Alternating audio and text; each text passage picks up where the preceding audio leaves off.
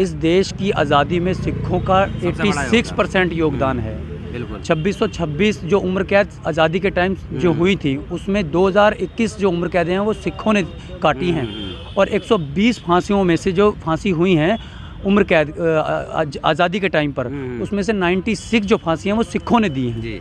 तो इस देश के साथ आप कैसे कह सकते हैं हम खालिस्तानी हैं? हम जब सिख दुनिया भर में फैला हुआ है, कनाडा, अमेरिका, रशिया, जहाँ मर्जी देख लीजिए, हम एक टुकड़ा लेकर क्या करेंगे? हम क्यों लेंगे? हम बचपन हमारा हिंदुस्तान का है, हम क्यों किसी अलग चीज़ की मांग करेंगे? तो जो संख्या है आपकी यहाँ पर सबसे ज़्यादा दिखाई दे रही है, सिर के ऊपर पगड़ी बंदी हुई देखे, तो इसको देखकर हो सकता है कि वो बखुला गए हो। देखिए, किसान सिख जो है वो किसानी से जुड़ा हुआ है। 2% जो सिख है ना वो टोटली किसानी से जुड़ा हुआ है, इसमें हमारी गलती नहीं है। उत्तराखंड की जो बेल्ट है, हमारे बाप दादा, हमारे दादा हमें ये बताया करते थे कि बेटा जब हम उत्तराखंड में आए थे पंजाब से, तो उत्तराखंड में जंगल थे, ज़मीनें में पानी खड़ा रहता था, सांप, कीड़े, यहाँ तक कि जानवर, शेर तक वहाँ हुआ करते थे। हमारे बाप दादाओं ने उस जंगल को काट के उस ज़मीन को आज बनाया है, तो उस उत्तराखंड को आज बनाया हमें पता है। तो आप कैसे कह सकते हैं हम किसान नहीं हैं या हमें नहीं पता? हमें पूछे ना, आपने क्या पूछना है, कौन सी फसल, कौन सी दवाई किस टाइम पड़ती है? और ये जो हमें कह रहे हैं किसान नहीं है, ये किसान है क्या? ये जो टीवी पर सिर्फ सोशल मीडिया पर बैठकर सिर्फ नफरत घोलना जानते हैं, हमें फाड़ना चाहते हैं। सिर्फ मुझे इतना कहना है कि जो हिंदुस्तान का असली नागरिक है वो इस चीज़ में कभी नहीं आएगा, उसको पता है क्या हकीकत है। और ये जो दो फाड़ कर रहे हैं ना, इनको पहचानेंगे और इनको जवाब देंगे। हिंदुस्तान का हर व्यक्ति इनको जवाब देगा। मतलब कि अब सच्चाई सामने आने लगी है, सच्चाई सामने आने लगी है, सब पता लगने लगा है कि इस देश का असली हकदार कौन है, हम हैं या ये हैं। किसान जो है हमेशा देश का भला चाहता है और सोचता रहेगा, और किसान की वजह से इस देश की जीडीपी चलती है।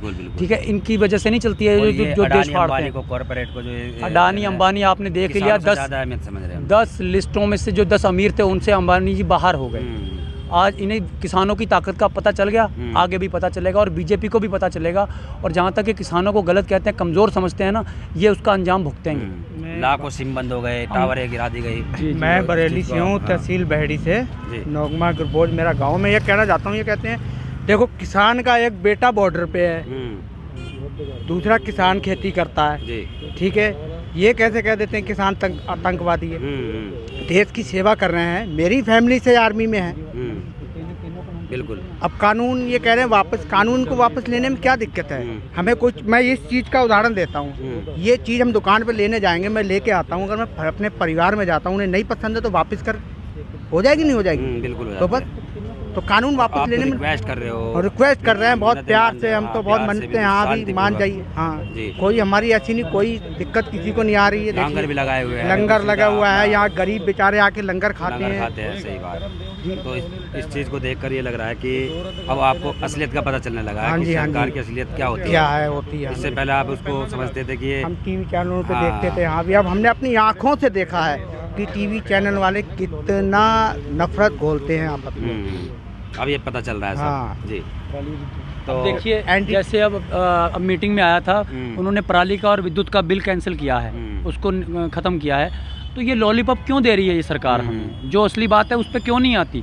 ये दो चीज़ें ख़त्म करके आप हमें लॉलीपॉप दे रहे हैं क्या? बार इससे बात नहीं बनेगी।